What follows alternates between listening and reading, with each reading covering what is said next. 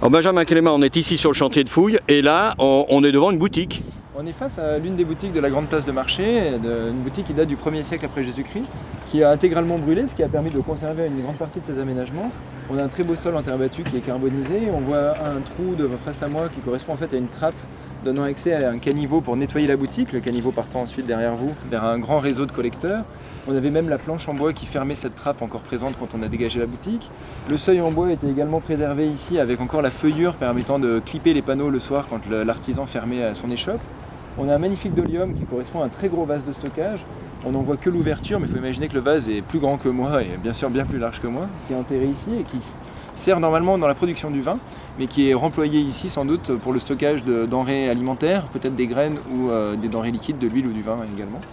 Et on a la base de la cage d'escalier dans l'angle, une maçonnerie, qui permettait de desservir donc un appartement locatif à l'étage, qui devait appartenir à un des habitants de la ville de Vienne. Alors vous parlez justement d'habitation du 1er, 2e, début du 3e siècle.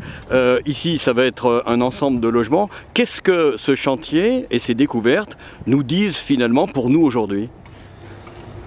Beaucoup de choses, ça permet de comprendre déjà l'évolution du quartier, ce qui se passait ici, d'avoir une idée un peu plus précise de la vie commerciale, artisanale de Vienne. Ça nous permet d'apporter pas mal d'informations, et ça c'est assez rare, sur le mode de vie des classes moyennes et des classes pauvres dans l'Antiquité, qui sont malheureusement les moins étudiées parce que c'est les personnages qui laissaient le moins de traces dans le sol.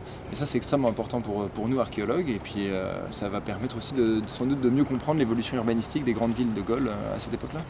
Et puis ça va même plus loin puisque vous évoquiez le fait que sur ce chantier gallo-romain, on va finalement jusqu'au début du Moyen-Âge. C'est ça, le chantier est intéressant puisqu'on va jusqu'au 7e siècle à peu près, avec l'installation de gros bâtiments, notamment économiques. On a un gros grenier, des maçonneries, on a un temple qui est sans doute réutilisé comme une chapelle au Moyen-Âge, donc on a un des premiers lieux chrétiens de Sainte-Colombe qu'on est en train de dégager.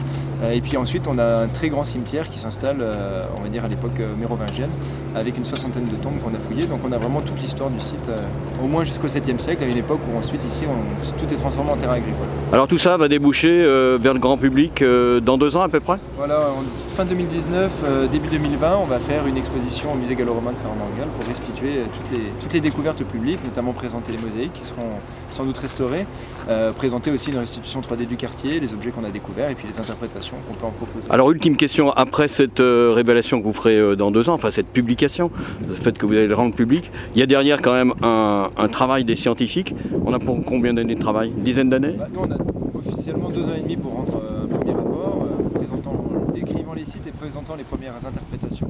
Ensuite, je ne peux pas vous dire combien de temps ça va prendre de tout publier en détail, mais ça va prendre beaucoup de temps. C'est tellement vaste et il y a tellement de découvertes. On a peut-être pour 10, 15 ans pour arriver à tout publier. Vous êtes un archéologue heureux. Tout à fait.